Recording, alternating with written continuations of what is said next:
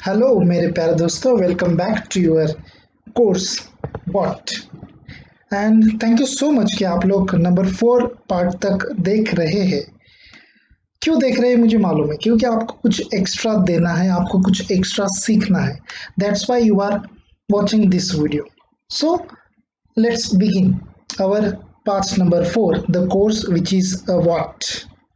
But before we going to start this video, जैसा कि मैं हमेशा कहता हूँ, अगर आप हमारे चैनल पर नए मेहमान हैं तो नीचे आपको सब्सक्राइब करके एक बटन दिख रहा होगा, उसके ऊपर क्लिक करके आप हमारे चैनल के ऊपर सब्सक्राइब हो सकते हो और इस कोर्स को इनरोल कर सकते हो। तो चलिए स्टार्ट करते हैं सब्सक्राइब के बाद में, बट पहले सब्सक्राइब कर ले। So let's start number 4 part of what course. So number question 16 number question, what is the meaning of journal entry? ऐसा सवाल भी हमें पूछा जाता है ना। जी हाँ, बिल्कुल। What is the meaning of journal entry? So let's see the meaning of journal entry. A general entry is the primary book of accounts in which transactions are first recorded in a chronological order. Okay. अच्छा, what is the meaning of journal entry? A journal entry is the primary book of accounts in which transactions are first recorded in a chronological order. Chronological order में जहाँ पर transactions record किए जाते हैं first, finally transaction जब first record किए जाते हैं उस बुक को हम कहते हैं प्राइमरी बुक। और ये ऑर्डर कैसे रिकॉर्ड किए जाते हैं? तो ये ऑर्डर रिकॉर्ड किए जाते हैं बेटा क्रोनोलॉजिकल ऑर्डर में। अब मुझे क्रोनोलॉजिकल ऑर्डर क्या है ये बताने की आप लोगों को जरूरत नहीं है, इतना तो आपको आता ही होगा, ठीक है। So the meaning of journal entry is the primary book. Journal entry एक प्राइमरी बुक है ऑफ अकाउंट्स, अकाउंट्स का एक प्राइमरी बुक है in which transactions are recorded, जहाँ पर ट्रांजेक्शन्स रिकॉर्ड होते हैं, बट कौन से transaction first recorded in a chronological order. So this is the journal entry meaning. Number C 17 number question, what is a balance sheet? Oh balance sheet क्या होता है? ऐसा सवाल भी होता है, जरूर होता है। Let's see, the balance sheet is the first financial statement prepared on a particular date and shows classified properties and assets on the right hand side and obligations or liabilities on the left hand side.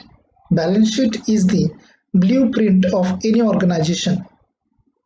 ओहो, तो balance sheet क्या है बेटा? Balance sheet एक financial statement है कि नहीं? What is a balance sheet? Balance sheet is a financial statement. ये प्रिपेयर किया जाता है, कहाँ पर प्रिपेयर किया जाता है?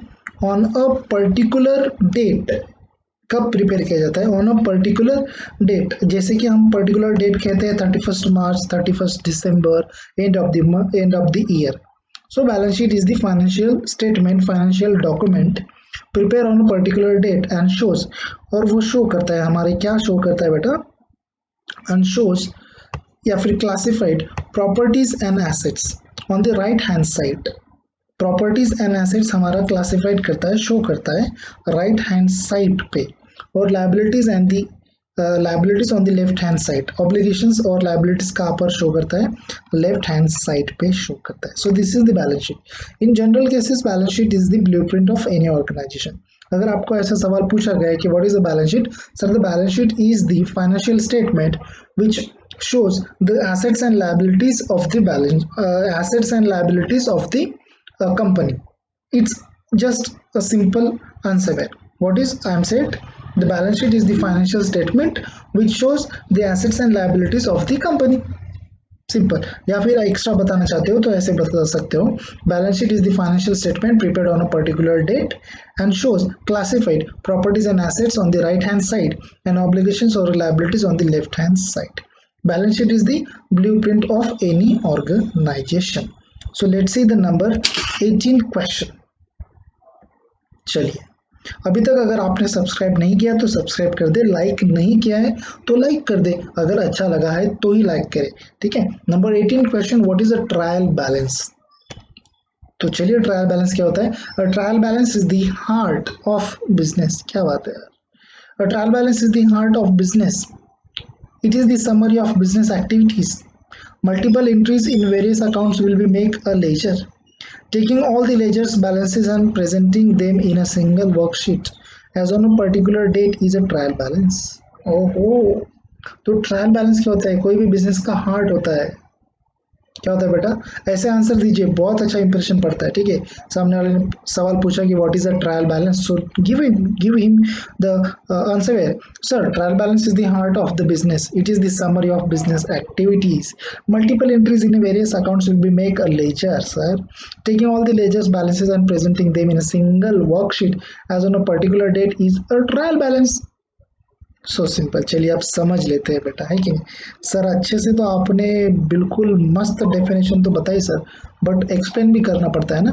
तो चलिए बेटा, trial balance is the heart of the business, heart है बिजनेस का। It is the summary of business activities, या फिर हम कह सकते हैं the trial balance is what, trial balance is the summary of business activities. क्या आया, क्या गया, कितना आया, कितना नहीं। ठीक है, multiple entries in various accounts, multiple entries होती है बहुत सारे अनगिनत। Multiple entries in various accounts will make a ledger. तो मल्टीपल एंट्रीज जहां पर मेंटेन की जाती है वहां पर उसके बाद में हम उसको लेजर में पोस्टिंग करते हैं। So that should be a trial balance. Taking all the ledger balances, देखिए ना यहाँ पर मैंने बताया फिर से, taking all the ledger balances and presenting them in a single worksheet, सभी लेजर बैलेंसेस हम जहां पर प्रेजेंटिंग करते हैं सिंगल वर्कशीट में, उस सिंगल वर्कशीट को हम कहते हैं ट्रायल बैलेंस। बट वो कब प्रिपेयर की जाती है? A particular date of a financial year. So let's see the number next question बिना टाइम गवाते हुए। What is a trading account? Let's see guys, don't be confused about that. Here is a trial balance, okay, and here is what, a trading account. So let's see the answer here. The trading account is the account which holds securities as an investment account. A trading account is used to place buy and sell orders in the stock market, and in accounting language, a statement which shows gross profit of the business is a trading account. My God, there are three definitions. There are three number of kinds trading account explanation. तो पहला तो क्या बोल रहा है? Trading account is the account which hold securities as a investment account. क्या है बेटा कि ट्रेडिंग अकाउंट एक अकाउंट है जो होल्ड करता है, क्या होल्ड करता है? सिक्योरिटीज होल्ड करता है। किस चीज के बारे में, किसके संदर्भ में? इन्वेस्टमेंट अकाउंट के संदर्भ में। अगर आपने इन्वेस्टमेंट किए शेयर्स में, डिबेंचर्स में, बॉन्ड्स में, तो ऐसे समय में जो अकाउंट आप बनाएंगे उस अकाउंट को कहेंगे ट्रेडिंग अकाउंट।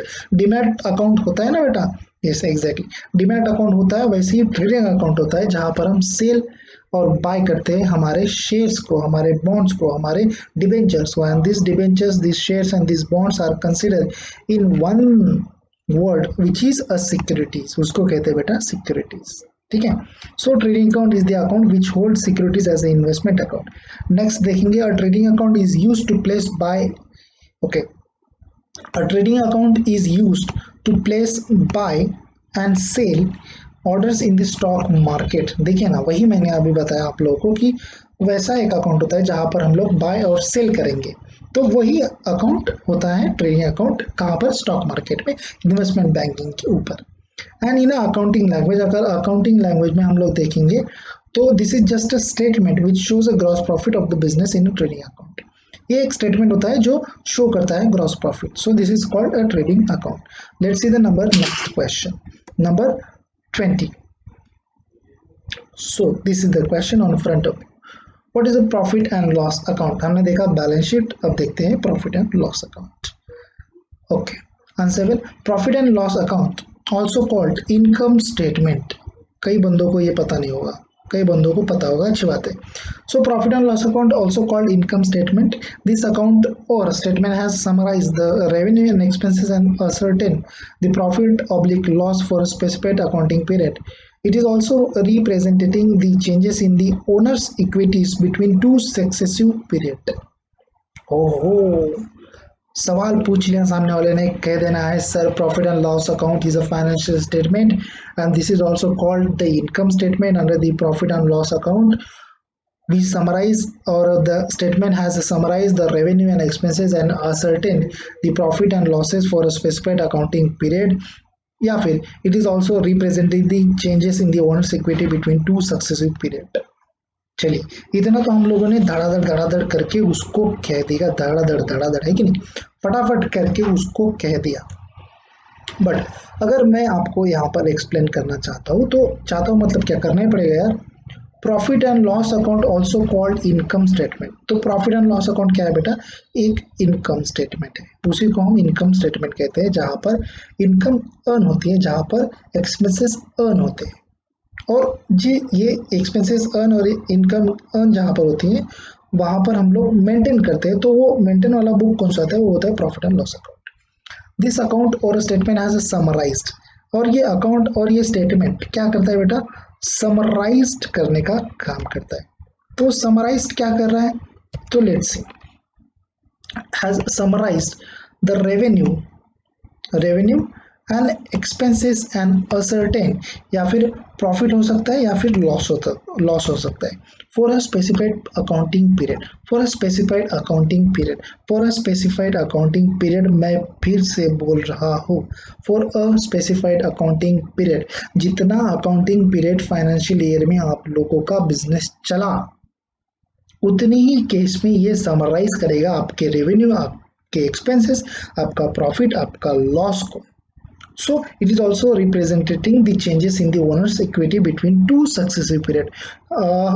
ये और एक चीज शो करता है, क्या शो करता है, ओनर्स इक्विटी शो करता है बेटा। कहाँ पर शो करता है, कैसे शो करता है, आप लोग मुझे कमेंट में बताइए, बट मैं यहाँ पर आप लोगों को बता दूं कि ये और एक चीज करता है, it is a show also representing the changes in the owner's equity between a two successive period. So these are the our 20 questions today. So let's see the summarize what we learned today. So number first question देखेंगे, what is the meaning of general entry. Number second question, what is a balance sheet, oh. Number third, what is a trial balance. Number 4, what is a trading account. And number 5, what is a profit and loss account.